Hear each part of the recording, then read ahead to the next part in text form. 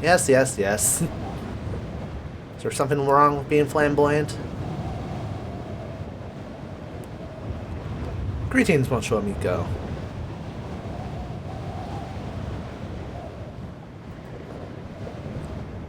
I'm told all I'm told all anyone knows about Athens is its ancient history. Is there any trips from Athens to Antalya? What about the trip to Izmir? You mentioned both. I've been told one can sail by fisherman's boat from Ryouseiken to Vladivostok. Something. Alright. I don't know these other things, so let's just ask about this one. All I know is this. Thessaloniki is named after the half-sister of Alexander the Great. Wow, that's quite a whiles away. Huh. So we're opening new routes as we have our discussions. So this might have benefits down the road.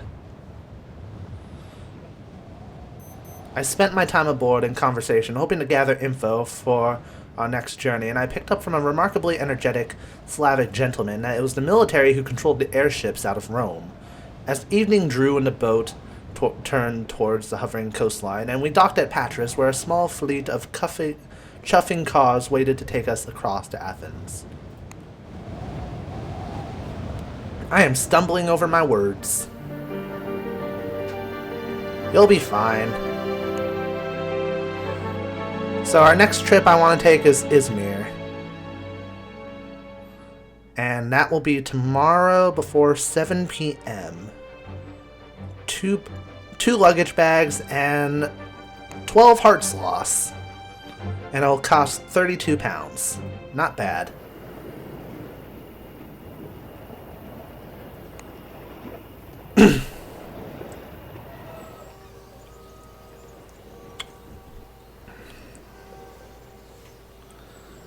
I have to say, I'm really enjoying this game. I'm really enjoying the story. I'm really enjoying how I'm building my route as I go. I'm wondering how different a second playthrough could be.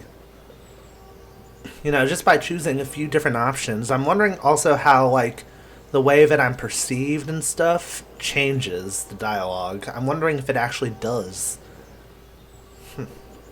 My master was not, as a rule, particularly interested in the fabulous locales and exotic cities we journeyed through. Athens was the exception that proved the rule.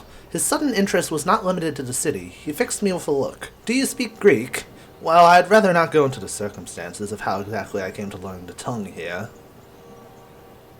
Mais oui, monsieur. Repeating a few of the phrases I had, shall we say, picked up. Monsieur Fogg blushed vermilion. That, Passepartout, he cleared his throat, is a very specialized vocabulary. Despite my master's grasp of ancient Greek, the demotic variant more commonly spoken on the streets eluded him. We were reduced to wandering at random until we by chance stumbled on the site of the Acropolis.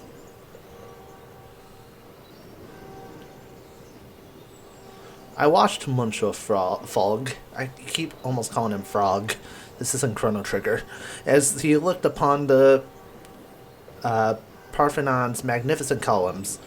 Though his lips did not so much as twitch, he looked for a brief moment joyous. I knew it! Under that icy exterior an Englishman's reserve lurked a soul. It was impossible to feign such joy. As we stood, admiring the architecture, I was rudely knocked into by a small man with thick glasses.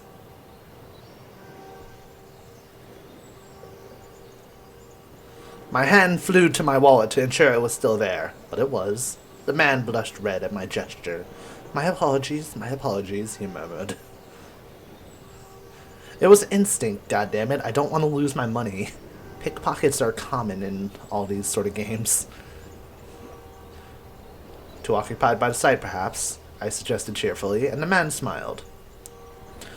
I have seen it so many times before, though yes, it is most impressive. He put out his hand to shake. Dimitri Sofa. Oh, shit.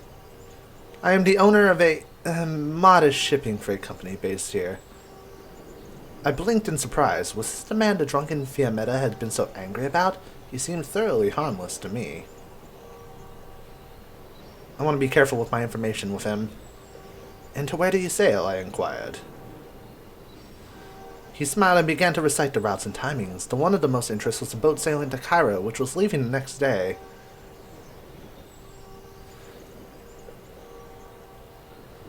I thanked him, though it seemed unlikely we would take it. He beamed and wobbled away. A man with sea legs, I observed. Monsieur Fogg, still gazing longingly at the Parthenon, did not reply. I doubt he noted a word of the entire exchange. Your character is now zestful. I wanted to avoid that because he's related to the people who use the automated stuff, so...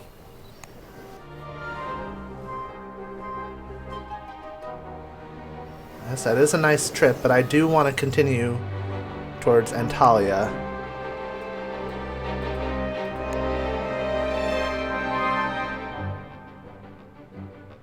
Oh, it arrives today. Oh, it departs before 7 p.m., so we're good still.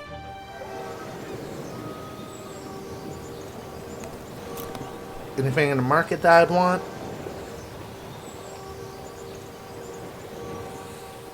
Nothing really.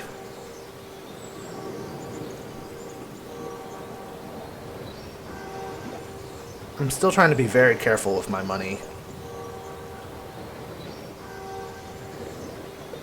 An elastic wallet might be useful, though. Wait, what does that mean? 4 pounds slash 100D? Is it going to cost me more over time? Well, in that case, I'm not sure.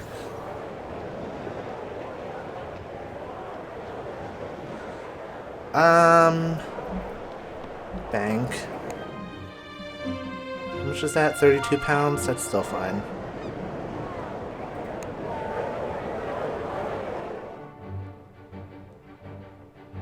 Jesus. Alright, let's depart.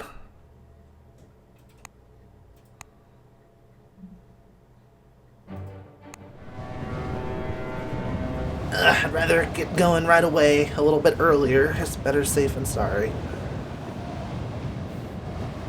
Hopefully we can find a trip to Antalya.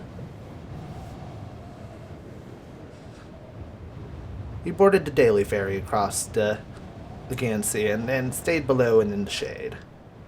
Protective of our delicate complexions, as though the Indian sun still to come would not harm them.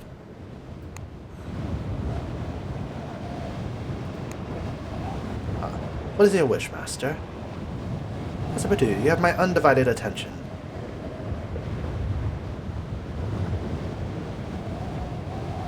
Wool shirts, wool trousers are our funds. Alright, we're quite comfortable. What do you know about Izmir? I know that you can get to Istanbul from Izmir by public carriage, but it's slow going. So I can go to Istanbul. I can go north, but it's slow.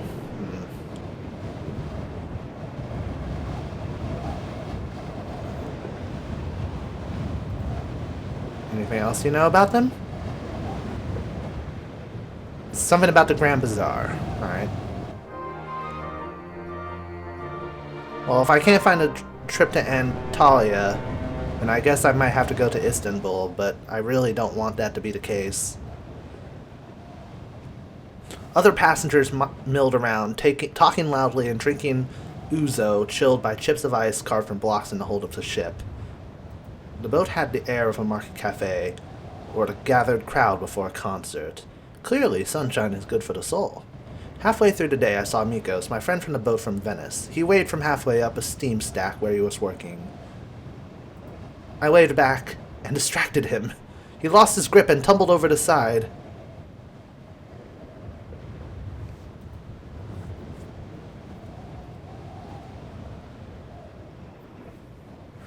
I shouted for help, pointing into the water as Mikos bobbed under the wake and then resurfaced some distance away. An alarm was sounded. The boat lurched to a slow halt, then turned and began to creep back through the water. Men with long hooks leant over the sides with great concern.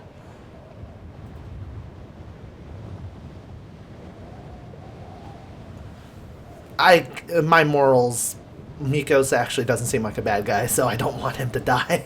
I demanded to know if he would be alright. Oh yes, one of the sailors assured me. This happens all the time, and the water is quite warm, so long as the sharks do not find him first, of course. Sharks?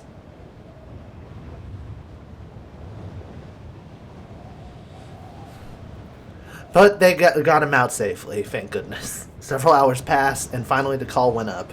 Mikos had been sighted and no sharks in sight. He was hauled up onto deck where he shivered but smiled. Passepartout, you dog. Were you trying to kill me? I am so sorry. I was the one who let go, not you. I could see the captain of the boat watching us and making a mental note, and I suddenly felt terribly sorry for Mikos. But looking next at Monsieur Fogg's face, I saw something of a similar calculation going on there.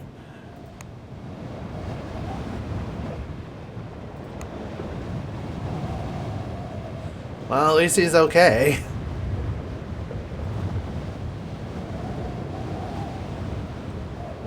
The Ottoman inventor Hayan al-Safa died in Izmir. What can you tell me? Is there a trip?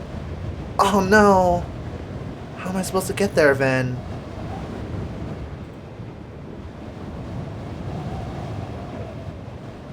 On the subject of carriages, I heard you can get to Lahore from Quetta by hired palanquin, but the fare is well beyond most travelers.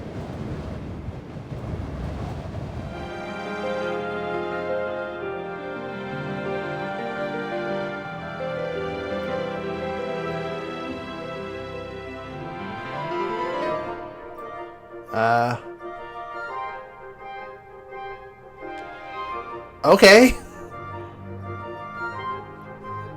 An abrupt end to our conversation. Wonderful.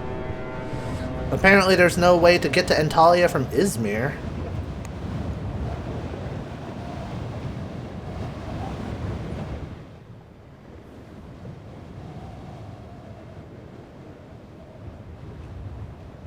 The boat moved on through the water, making up for the lost time, but with the shoreline highly treacherous, we had been forced to anchor overnight. Monsieur Fogg was unsurprisingly somewhat agitated. Let us hope your friendliness will not cost us too dearly. Oh, sorry.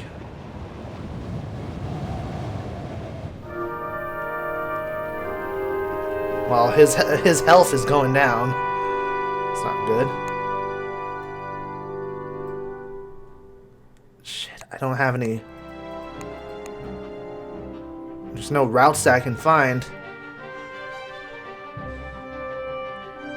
Maybe I should have gone from Athens to Alexandria and then to Beirut and then to Antalya, but then that just seemed so not convenient. So if I wanted to go to Istanbul, I'd have to go tomorrow at 3 p.m.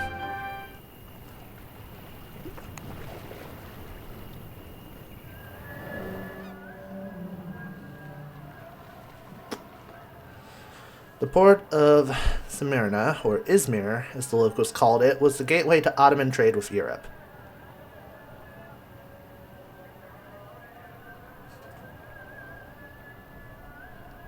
Although sadly that meant most of the boats were going the wrong way, at least for our purposes. I roamed the dock, inquiring into onward passage from the fishermen and merchants, but with little success. Until I tried bribing them.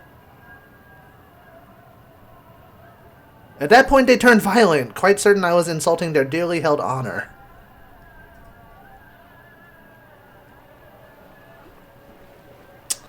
Great, I almost got myself killed. I found shelter in the warehouse of a merchant who watched my arrival with skeptical curiosity.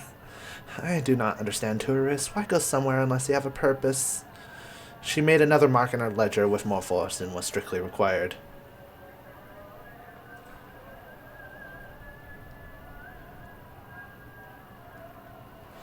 We are going around the world, I declared with my customary enthusiasm. She does not give a shit. She rolled her eyes so thoroughly, I feared she would do herself an injury. Yeah, that eye rolling. So dangerous. I should have expected nothing else from a culture which invented the galette, she sighed, but to my chagrin declined to elaborate upon her distaste for the delicious foodstuff. I have no idea the most pleasant journeys, but the fastest must surely be the camertage from Istanbul to Tehran and beyond. It's a whole new kind of engine, they say. I bade her farewell as the moon rose. A sailor played on the tune on a lyre while his compatriots sang along. Istanbul to Tehran, huh? Whoa!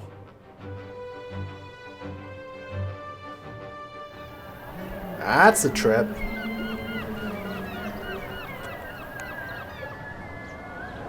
Alright, let's take advantage of exploring before we try and go to Istanbul. Yes!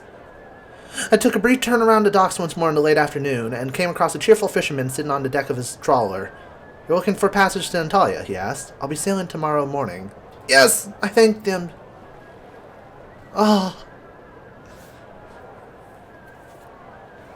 I need to go to Antalya to sell all these really expensive things. I could use that money then to get better transportation, like more expensive transportation, to get further along. I think that might be a better option for me.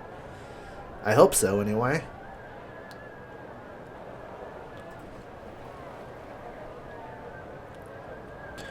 Meanwhile, apparently, I decided to get entranced in the world of dominoes.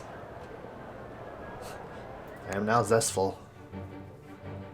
Well, thank goodness, I have a trip to Antalya.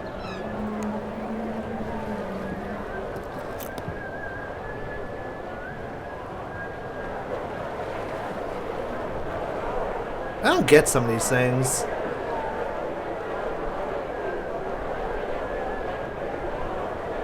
Oh, it's part of a set, so I guess the prices are different depending. I kind of want to get a machete. You never know. That machete might prove useful. Good to see we're well armed. That's what I was thinking. That's really what I was thinking. Have a machete just in case I have to cut somebody up. So the fishing trawler departs tomorrow at 8 a.m. It's gonna... Ooh. 22 hearts. My poor man's health.